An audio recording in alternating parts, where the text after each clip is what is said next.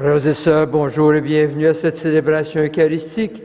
Bienvenue aux personnes qui se joignent à nous par le truchement d'Internet ou de la télévision. En ce temps de préparation à Noël, en ce temps d'avant, nous sommes tous rassemblés au nom du Père et du Fils et du Saint-Esprit.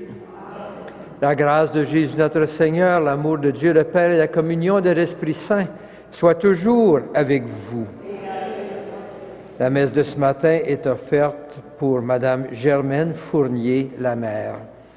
Au début de cette célébration, nous nous arrêtons devant ce Seigneur, Dieu de miséricorde, Dieu qui nous ouvre les yeux pour que nous puissions le voir et nous voir en sa présence. Demandons au Seigneur pardon pour nos fautes. Tu nous ouvres les yeux pour nous permettre de marcher à ta suite. Seigneur, prends pitié. Tu viens à notre rencontre pour nous conduire à la lumière. Ô Christ, prends pitié. Tu veux que nous vivions dans ta lumière pour porter des fruits qui demeurent. Seigneur, prends pitié. Que Dieu Tout-Puissant nous fasse miséricorde, qu'il nous pardonne nos péchés et nous conduise à la vie éternelle. Prions le Seigneur. Déploie, Seigneur, ta puissance et viens, puisque dans le péril où nous mettent nos péchés, nous ne pouvons obtenir que de toi la délivrance et le salut, par Jésus-Christ notre Seigneur, qui vit et règne avec toi dans l'unité du Saint-Esprit pour les siècles des siècles.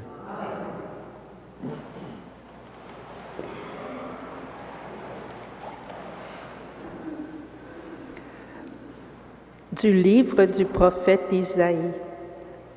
Ainsi parle le Seigneur Dieu. Ne le savez-vous pas? Encore un peu de temps, très peu de temps, et le Liban se changera en verger, et le verger sera pareil à une forêt. Les sourds, en ce jour-là, entendront les paroles du livre. Quant aux aveugles, sortant de l'obscurité et des ténèbres, leurs yeux verront. Les humbles se réjouiront de plus en plus dans le Seigneur. Les malheureux exulteront en Dieu, le Saint d'Israël. Car ce sera la fin des tyrans, l'extermination des moqueurs, et seront supprimés tous ceux qui s'empressent à faire le mal, ceux qui font condamner quelqu'un par leur témoignage, qui faussent les débats du tribunal et sans raison font débouter l'innocent. C'est pourquoi le Seigneur, lui qui a libéré Abraham, parle ainsi à la maison de Jacob. Désormais, Jacob n'aura plus de honte, son visage ne pâlira plus. Car, quand il verra chez lui ses enfants, l'œuvre de ses mains, il sanctifiera mon nom, il sanctifiera le Dieu saint de Jacob, il tremblera devant le Dieu d'Israël. Les esprits égarés découvriront l'intelligence, et les récalcitrants accepteront qu'on les instruise. Parole du Seigneur.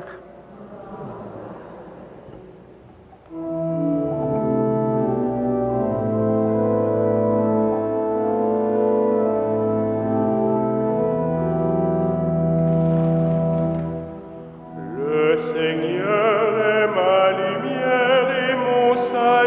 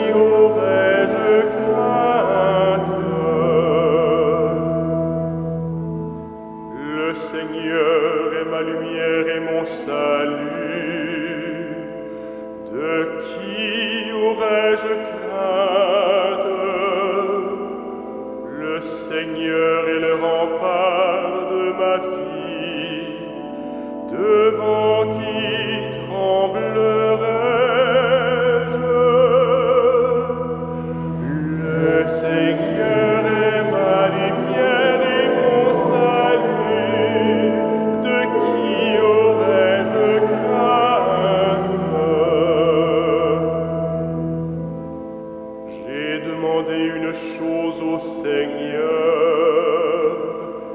la seule que je cherche.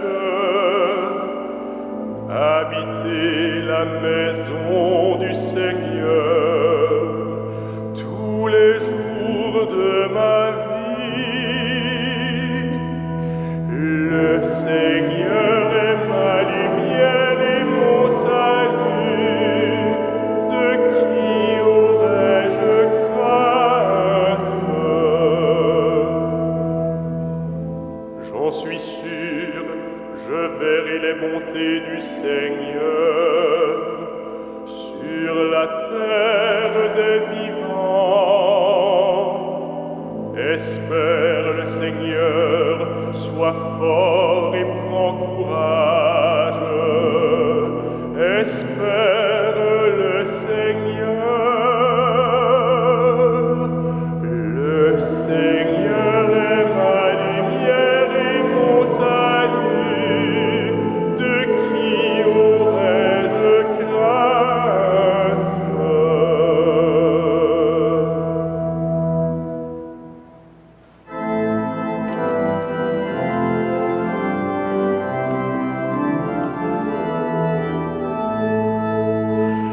Alléluia, Alléluia, Alléluia, Alléluia.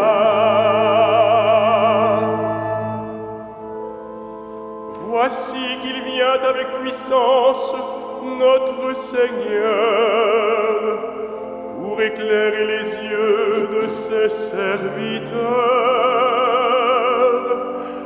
Alléluia, Alléluia, Alléluia, Alléluia.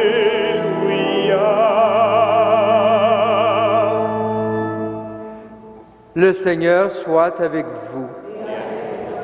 Évangile de Jésus-Christ selon saint Matthieu. En ce temps-là, Jésus était en route. Deux aveugles le suivirent en criant « Prends pitié de nous, fils de David !» Quand il fut entré dans la maison, les aveugles s'approchèrent de lui et Jésus leur dit « Croyez-vous que je peux faire cela ?» Ils lui répondirent « Oui, Seigneur !» Alors il leur toucha les yeux en disant « Que tout se passe pour vous selon votre foi. » Leurs yeux s'ouvrirent et Jésus leur dit avec fermeté « Attention, que personne ne le sache. » Et une fois sortis, ils parlèrent de lui dans toute la région. Acclamons la parole de Dieu.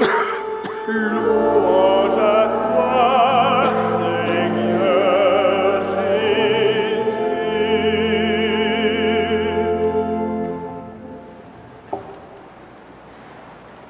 Frères et sœurs, le jour de Noël, nous soulignerons la naissance en notre monde de celui qui est venu pour être la lumière du monde.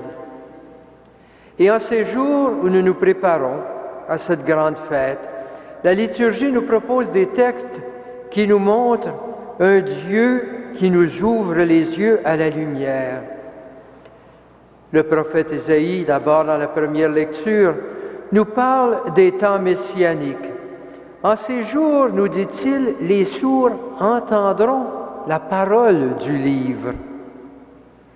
Et justement, en attendant la parole du livre, leurs yeux s'ouvriront, ils sortiront de l'obscurité et des ténèbres.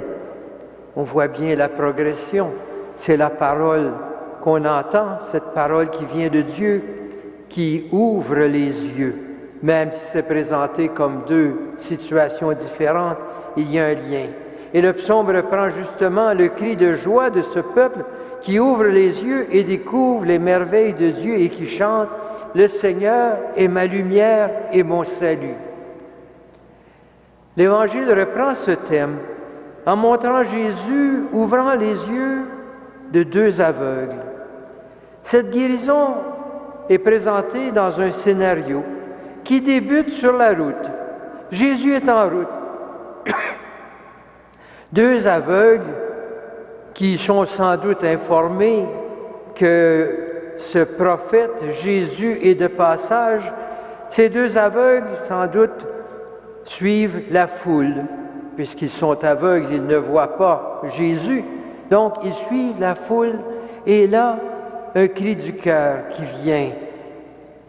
« Prends pitié de nous, fils de David. » En l'appelant fils de David, ils reconnaissent déjà en lui l'envoyé de Dieu, puisque cette expression pour le peuple d'Israël était une expression typique pour parler de ce fils de David qui viendrait, cet envoyé de Dieu qui viendrait. Donc, déjà, on reconnaît en Jésus un envoyé de Dieu.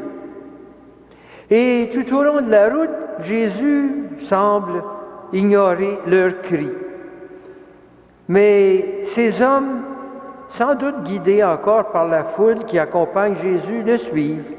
Et Jésus arrive à la maison. On ne sait pas trop quelle maison, mais il arrive à la maison. Et la foule se disperse. Mais ces deux aveugles, eux, restent tout près, veulent s'approcher de Jésus. Et dans ce contexte, il y a cette rencontre. Il n'y avait pas eu de lien établi encore entre Jésus. C'était des hommes qui de loin criaient. Et voilà maintenant qu'il y a la rencontre. Ils sont dans la maison. Le chemin est complété. Et Jésus, maintenant, les écoute et leur parle. « Croyez-vous que je peux faire cela? » Et ces derniers répondent maintenant, ils ne l'appellent plus fils de David. Ils disent « Seigneur, Seigneur Jésus. » Donc, il est le Seigneur qui semble prêt à les accueillir. Le geste de Jésus est un geste qui s'ouvre sur une autre dimension. Jésus les accueille et Jésus les touche. Nous sommes donc à cette rencontre intime où Jésus touche les yeux. Il est venu pour ouvrir les yeux à ceux qui ne voient pas. Et ce geste devient un signe de ce que Jésus est venu faire dans ce monde.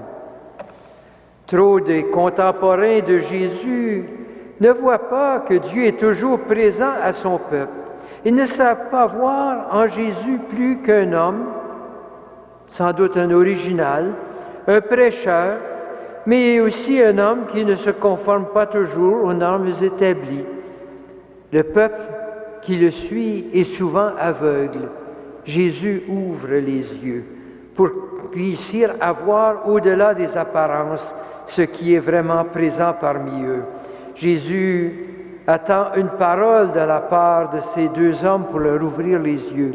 Si ces hommes vont plus loin que le peuple, si ces hommes sont prêts à voir en lui quelque chose de plus, Jésus peut faire quelque chose. Que tout s'accomplisse selon ce que vous croyez. L'Évangile nous envoie toujours aussi à notre propre cheminement. Il est facile de nous laisser aveugler, nous aussi, aveuglés par la lumière de notre monde, de nous laisser éblouir par cette illusion d'un bonheur facile. L'Évangile nous invite à regarder nos propres faiblesses aussi, nos aveuglements, nous invite à dire avec ces deux hommes sur le chemin, « Prends pitié de nous, fils de David. » La première étape du chemin, c'est de reconnaître que nous sommes parfois des aveugles sur le chemin, que nous avons besoin d'un Dieu de compassion qui prend pitié de nous. Reconnaître nos propres aveuglements pour que Dieu puisse ouvrir nos yeux. Puis accepter de nous mettre à la suite, de nous ouvrir à cette rencontre avec celui qui vient nous guérir. Comme pour les deux aveugles, Jésus nous invite à aller plus loin, non seulement à être loin derrière lui sur le chemin, mais à venir dans sa maison, le rencontrer et trouver la joie de la rencontre, puisqu'il nous donne la lumière pour le suivre. Et là, Jésus nous invite à cette précieuse rencontre où il vient toucher nos yeux, toucher nos vies, nous donner de le voir et de voir notre monde avec un regard nouveau, revoir le monde avec ce regard rempli de compassion qui est le regard de Dieu pour le monde. Voilà donc ce que nous venons vivre ensemble quand nous venons nous laisser toucher par celui qui est avec nous dans sa maison, c'est ici que nous le rencontrons, pour qu'il puisse nous ouvrir les yeux à chaque jour pour voir un peu mieux, un peu plus qu'il est présent en nous et dans notre monde.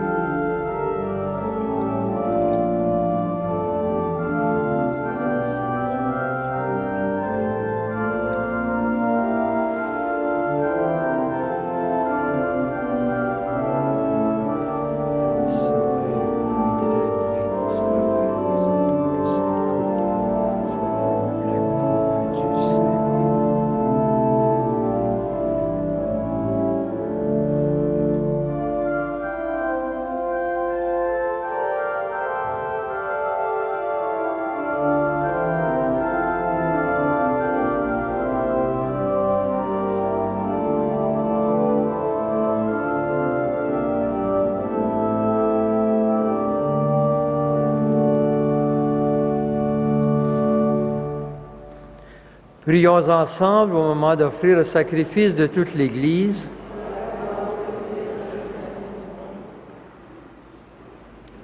Laisse-toi fléchir, Seigneur, par nos prières et nos pauvres offrandes.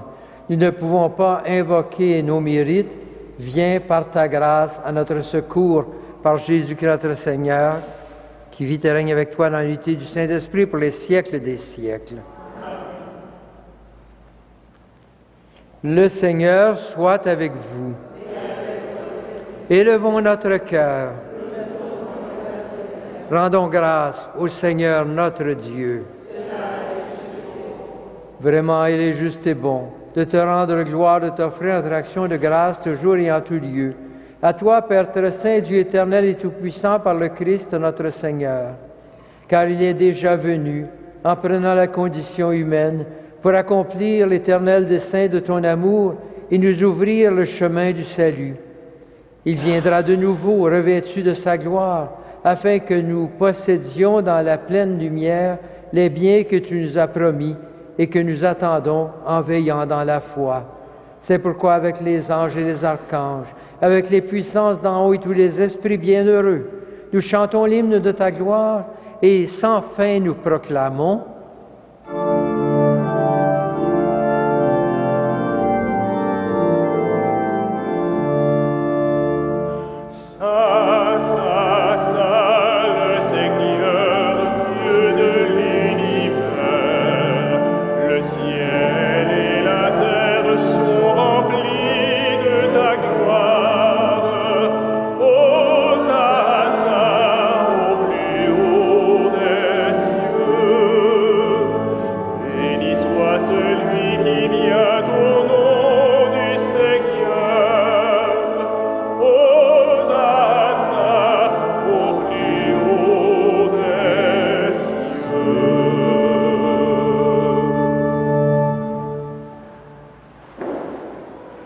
Toi qui es vraiment saint, toi qui es la source de toute sainteté, Seigneur, nous te prions. Sanctifie ces offrandes en répandant sur elles ton esprit, qu'elles deviennent pour nous le corps et le sang de Jésus, le Christ notre Seigneur. Au moment d'être livré et d'entrer librement dans sa passion, il prit le pain, il rendit grâce, il le rompit, il le donna à ses disciples en disant: « Prenez et mangez-en tous, ceci est mon corps livré pour vous. »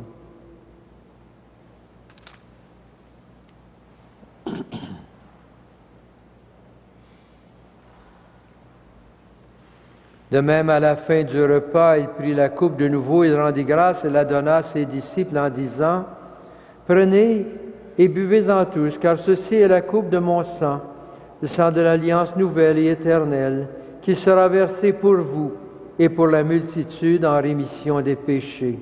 Vous ferez cela en mémoire de moi. »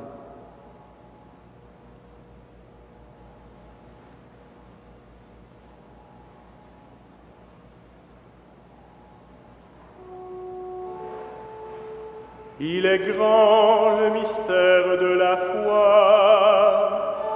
Nous proclamons ta mort, Seigneur Jésus. Nous célébrons ta résurrection. Nous attendons ta venue dans la gloire.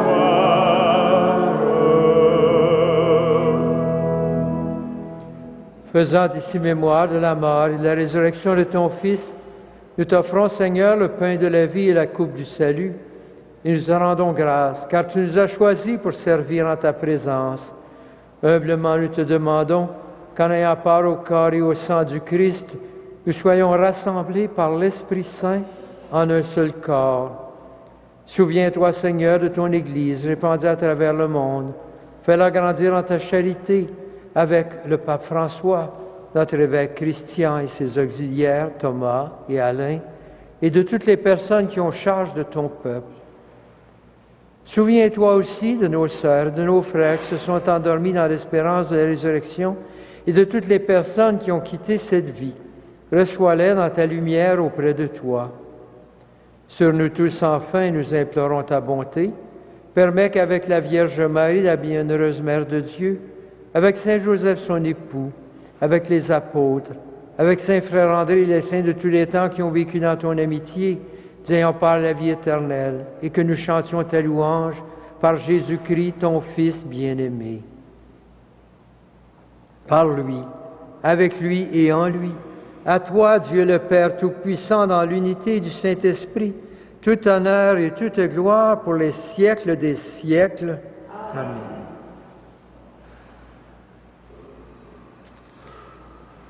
Unis dans un même esprit, rassemblés autour de la table du Seigneur, nous prions Dieu notre Père avec les paroles que Jésus nous a données.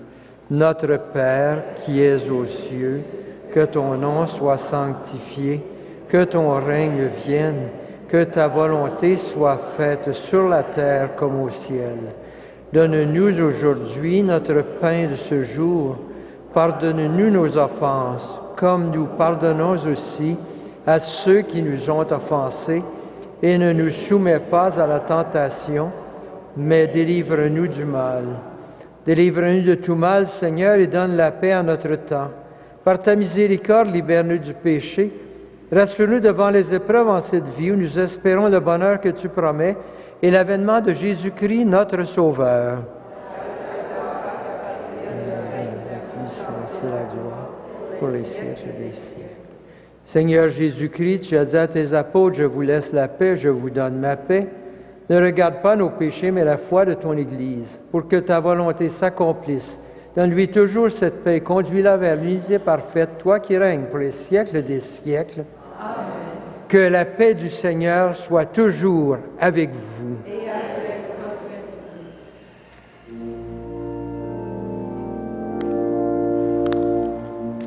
Agneau de Dieu qui enlève le péché du monde, prends pitié de nous.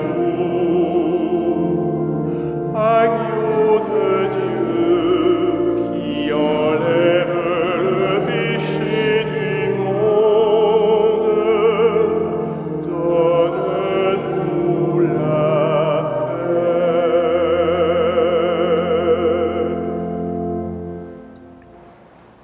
Heureux les invités au repas du Seigneur. Voici l'agneau de Dieu qui enlève le péché du monde. Seigneur, je ne suis pas digne de te recevoir, mais dis seulement une parole et je serai guéri.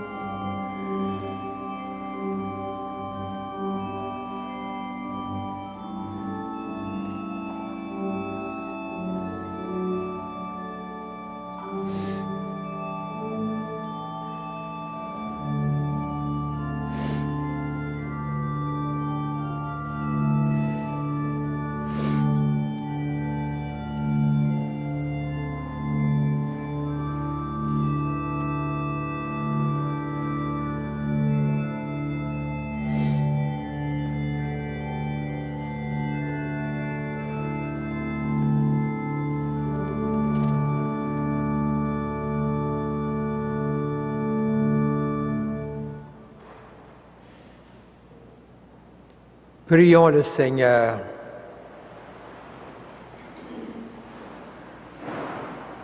Plein de reconnaissance pour cette Eucharistie, nous te prions encore, Seigneur. Apprends-nous dans la communion à ce mystère le vrai sens des choses du monde et l'amour des biens éternels par Jésus le Christ, notre Seigneur. Le Seigneur soit avec vous. Que le Seigneur, le Dieu Tout-Puissant, vous bénisse, le Père, le Fils et le Saint-Esprit. Frères et sœurs, nous sommes envoyés pour continuer au jour le jour à vivre ce que nous célébrons dans l'Eucharistie, le Seigneur qui nous ouvre les yeux, que Saint Joseph et Saint Frère André vous accompagnent. Allez dans la paix et dans la joie du Christ.